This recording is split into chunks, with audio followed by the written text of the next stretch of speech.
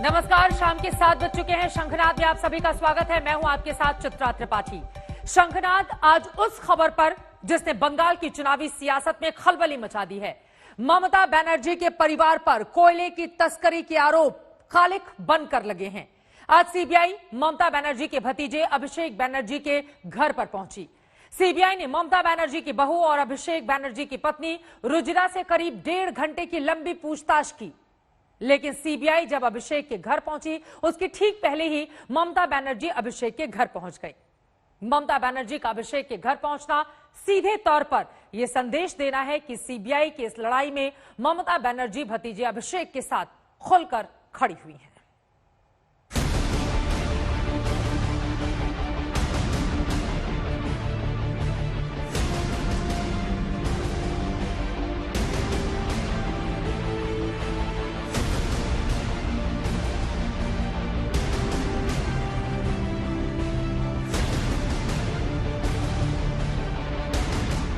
अभिषेक बनर्जी के घर से ऐसी तस्वीरें सामने आएंगी ये किसी ने सोचा भी नहीं होगा। ऐसे वक्त में जब ममता बनर्जी के कुनबे पर कोयले के करप्शन वाला आरोप कालिख बनकर चस्पा है, ऐसे ही वक्त में ममता बनर्जी ने अभिषेक के घर जाकर अपना इरादा जता दिया। ये बता दिया कि वो भतीजे अभिषेक के साथ डटकर खड़ी है। ममता बनर्जी निकली है, शायद वो बात करेगी अभिषेक बनर्जी की बेटी के साथ। वो यहाँ पे वो निकली है घर से, गाड़ी में वो बैठ रही है, हम देख सकते हैं। ये एक नया डायमेंशन खोल देता है पूरे विषय में। ममता बनर्जी फैमिली मेंबर है अभिषेक की। ममता बनर्जी अभिषेक की बेटी अंदर चली जाती है। ममता बनर्जी गाड़ी में उठ चुकी है और शायद वो यहाँ से कुछ वार्ता देना चाहेगी, हमें यही लगता है। देखिए वो निकल रही है। क्या ममता बनर्जी बात करेंगी हमारे साथ? ये अभी तक वो ममता बनर्जी का कॉन्वॉय निकल चुका है। सिर्फ 10 मिनट ही ममता अभिषेक के घर पर रुकी। 10 मिनट में उन्होंने अभिषेक बनर्जी की पत्नी रुजिरा से बात की। 10 मिनट के बाद ममता बाहर निकली और ममता के बाहर निकलने के 5 मिनट बाद ही सीबीआई की टीम रुजिरा से पूछताछ करने पहुंच गई। 11:40 के आसपास 2 टीमें यहां आई, 1.5 घंटा बातचीत किया रुजिरा नरूला के साथ और यहां से वो लोग चले गए। सूत्र बताते हैं कि रुजिरा से कुछ इस तरह के सवाल पूछे गए। कोयला तस्करी के आरोपी अनूप मांझी से क्या रिश्ता है?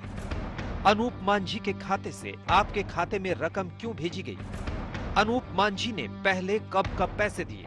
आपकी कंपनियां क्या क्या कारोबार करती हैं? आपकी कंपनियों का टर्नओवर कैसे अचानक बढ़ गया? यहाँ ये बताना जरूरी है कि रुजिरा और उनकी बहन मेनका इस कोल के करप्शन वाले मामले में अभी आरोपी नहीं बल्कि गवाह है। दोनों का नाम मुख्य आरोपी अनूप मांझी से पूछताछ के बाद सामने आया।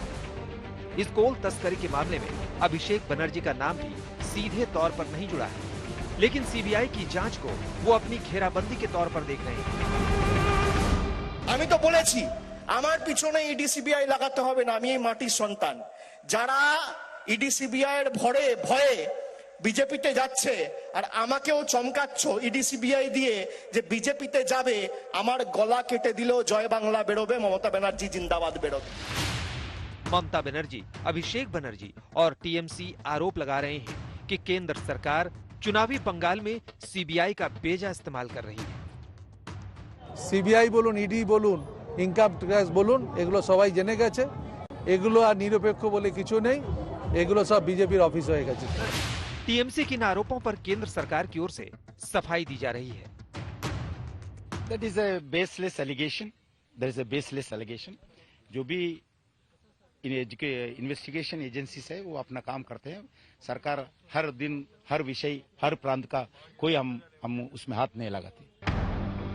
बहरहाल इस सियासत के बीच मसला ये है कि अनूप मांझी जैसे कोयला कारोबारी के खाते से अगर अभिषेक की पत्नी रुजिरा और अभिषेक की साली मेनका के विदेशी खाते में पैसे जमा हुए हैं तो सवाल तो ममता पर भी उठेंगे।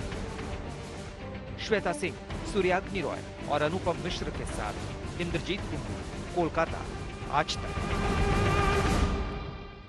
कोयला घोटाले को लेकर जो आरोप लगे हैं यकीनन वो आरोप बहुत गंभीर है, लेकिन इन सब के बीच आपको बताते चलें कि इस समय जिस तरह की स्थिति बनी हुई है, लगातार सीबीआई के इस तरह की सक्रियता पर सवाल भी पूछे जा रहे हैं, खासतौर से टीएमसी की पार्टी की ओर से। अब जरा कुछ आंकड़े आपके सामने रखते हैं और यहां पर हम आपको दिखाने की कोशिश कर रहे हैं कि दरअसल ये पूरा का पूरा मामला है क्या, पुराना विवाद रुचिरा के साथ किस तरह से जुड़ा हुआ है। देखिए, थाईलैंड की नागरिकता का आरोप उनके ऊपर लगा है, कुछ दस्तावेज में भारतीय नागरिकता, यानी कि रुचिरा के पुराने विवाद क्या क्या हैं और अब ये नया विवाद कोयला घोटाले का जो इस कदर इनके साथ जुड़ा हुआ है, जो यकीनन पूरे परिवार की मुश्किलें बढ़ाता हुआ नजर आ रहा है। रुचिरा के ये पुराने विवाद जो हम आपको दिखा रहे हैं, पीआईओ कार्ड में पिता का नाम है निफोन नरूला, विवाद प्रमाण पत्र में पिता का नाम गुरुशरण सिंह आहूजा। अब दो अलग अलग चीजें, यकीनन इसको लेकर बीजेपी लगातार रुचिरा पर सवाल का ताने कस रही है। बैग से 2 किलो सोना पकड़ा गया था, थाई नागरिकता बनाकर हाईकोर्ट से राहत मिली थी। ये इनके पुराने विवाद हैं जिसमें बार बार रुचिरा का नाम निकलकर सामने आया था। थाई नागरिकता होकर भी पैन कार्ड उनकी ओर से बनवाया गया और उसके बारे में जानकारी नहीं दी गई। गृह मंत्रालय ने इस पूरे मामले में नोटिस जारी किया था रुचिरा के खिलाफ। तो ये उनके पुराने विवाद हैं और अब ये कोयला घोटाले का जो मामला यकीनन रुचिरा के मद्देनजर पूरे की पूरे ममता बनर्जी परिवार की मुश्किलें बढ़ाता हुआ। लेकिन रुचिरा पर तीन जो बड़े आरोप लगे हैं वो आपको दिखा रहे हैं। अनूप मांझी से कनेक्शन इनका पूरा का पूरा क्या है, जो किंगपिन इस पूरे घोटाले का बताया जा रहा है। कोयला घोटाले में लेन देन ट्रांजैक्शन को लेकर भी आज लंबे चौड़े सवाल पूछे गए सीबीआई की टीम की ओर से। इनके ऊपर आरोप लगे हैं और विदेशी खातों में इनके रकम है और इस किंगपिन से किस तरह के नाते और रकम का ट्रांसफर कहां किया गया, इसको लेकर रुचिरा से सवाल जवाब सीबीआई की टीम की ओर से किए गए हैं। और ये हम आपको फैमिली ट्री दिखा रहे हैं। देखिए, ममता बनर्जी जो मुख्यमंत्री बीते 10 सालों से हैं और वहां पर उनके परिवार में बहुत सारे सदस्य हैं। लेकिन आपको बताते चले, अभिषेक बैनर्जी जो बड़ा नाम ममता बनर्जी के बाद निकलकर सामने आया है और उनको बहुत अहम जिम्मेदारी भी ममता बनर्जी की ओर से दी गई। अभिषेक बैनर्जी भतीजे हैं और अभिषेक बैनर्जी की पत्नी है रुचिरा नरूला, जो कि ममता बनर्जी की बहू है। वहीं दूसरी तरफ आपको हम दिखा रहे हैं अमित भागदार जो कि भाई हैं, लता भाभी हैं, मेनका गंभीर रुचिरा नरूला जो कि बहू है ममता बनर्जी की, उनकी वो बहन है। तो इस तरह से ये पूरी की पूरी फैमिली ट्री। लेकिन रुचिरा और मेनका इन दोनों के नाम सामने आने के बाद यहां पर यकीनन परिवार की मुश्किलें कहीं ज्यादा बढ़ी हुई हैं। और आज सीबीआई की पूछताछ के ठीक पहले ममता बनर्जी भी अभिषेक के घर पहुंची। तकरीबन 10 मिनट का वक्त उनकी ओर से बताया गया, परिवार को समझाया गया और उसके बाद वो निकलकर वहां से बाहर चली गई। लेकिन आज एक और सीबीआई ने कोलकाता में ममता बनर्जी की बहू से पूछताछ की, तो वहीं दूसरी ओर ममता के करीबी पूर्व पुलिस कमिश्नर राजीव कुमार को लेकर सीबीआई सुप्रीम कोर्ट पहुंची।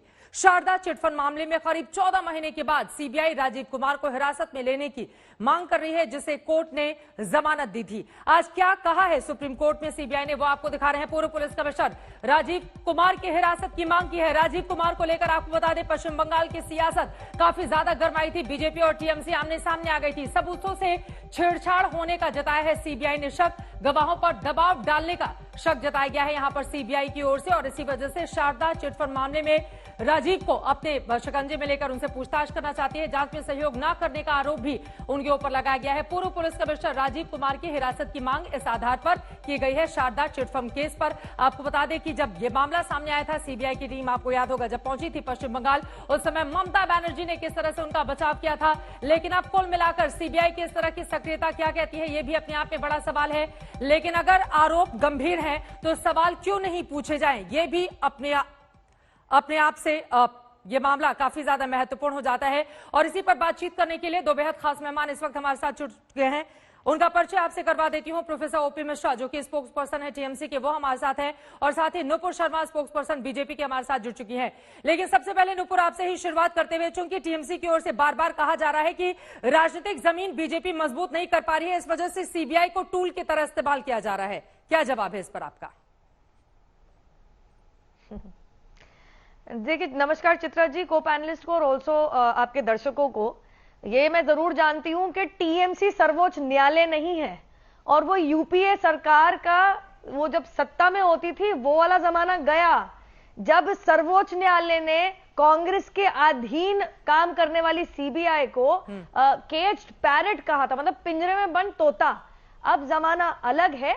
जांच एजेंसियों को पिछले वर्ष रेड्स के बाद नवंबर में 2020 के अंदर जो एफआईआर लॉन्च करी और रेड्स में उनको जो पता चला, तो शायद इन लोगों को पता नहीं होगा, लेकिन जांच तो सीआईएसएफ और रेल के खुद के अफसरों के ऊपर तक हो रही है। तो हाँ, कहां से कोयला चोरी हो रहा है, इंडिया बांग्लादेश बॉर्डर पे जो ये एरिया पड़ता है, कहां से वो इलीगली ट्रांसपोर्ट हो रहा है, कहां से उसकी तस्करी हो रही है, ये तो जांच एजेंसी काम करेगी ही। ठीक है। भूलिएगा मत कि कोलगेट स्कैम बहुत बड़ा स्कैम था कांग्रेस सरकार के अधीन। तो ये अपने आप को देश के कानून, देश के संविधान, देश के सर्वोच्च न्यायालय से ऊपर ना समझे ओपी टीएमसी मिश्रा वाले। जी, क्या खुद को ऊपर समझ रही है टीएमसी रहेगी। जो आरोप लगा रही है इस वक्त नुपुर? और यकीनन कोई पहला विवाद तो जुड़ा नहीं है रुजिरा के साथ, विवादों का पुराना नाता रहा है। तो उसी में एक ये भी मामला जो अपने आप में कोयला घोटाले का बेहद गंभीर हो जाता है। तो पूछताछ अगर किया जा रहा है तो आप इसको राजनीति से जोड़कर क्यों देख रहे हैं?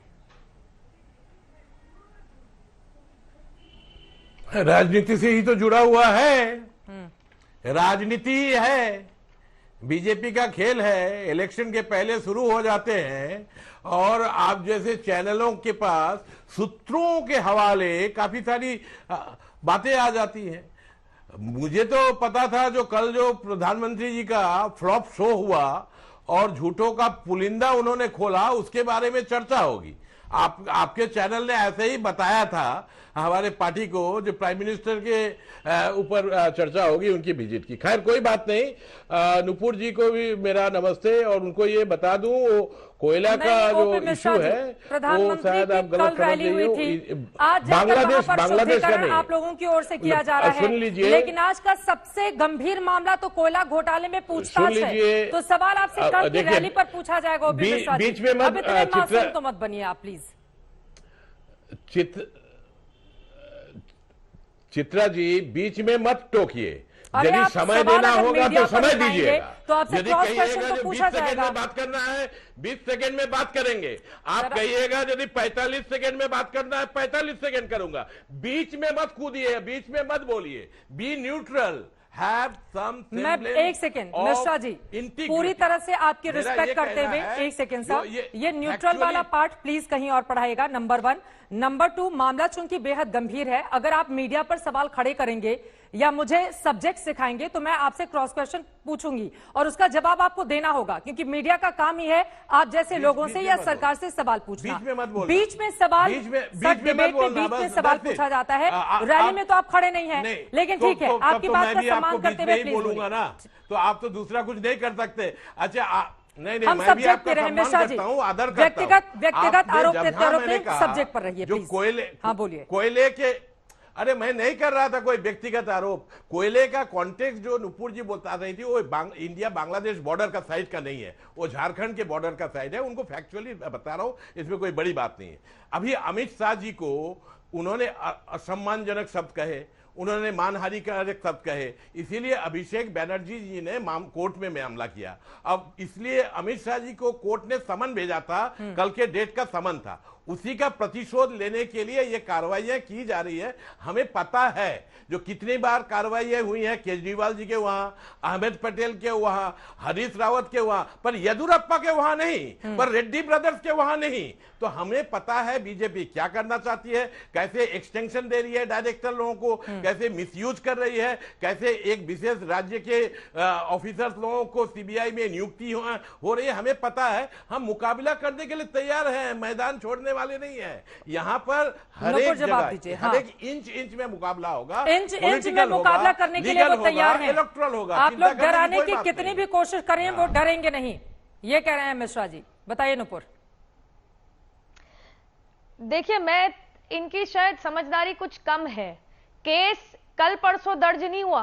अगर ये सीबीआई की रजिस्टर्ड एफआईआर जो नवंबर 27, 2020 में दर्ज हुई है, अगर वो कह रहे हैं, उसकी तुलना कर रहे हैं जो समन इशू है गृह मंत्री जी के खिलाफ, देखिए अगर आपने करे समन इशू तो उसमें जांच पड़ताल करे कोर्ट, जो कोर्ट की कचहरी की प्रोसीडिंग्स होती है वो तो चलती रहेगी। तो या तो आप ये कहना चाह रहे हैं कि समन नवंबर 2020 में आपने डिसाइड कर लिए थे।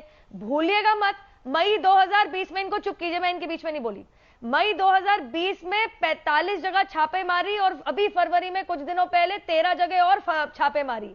और पूछताछ करने पे रुजिरा बैनर्जी और उसकी बहन मेनका गंभीर का नाम आया है।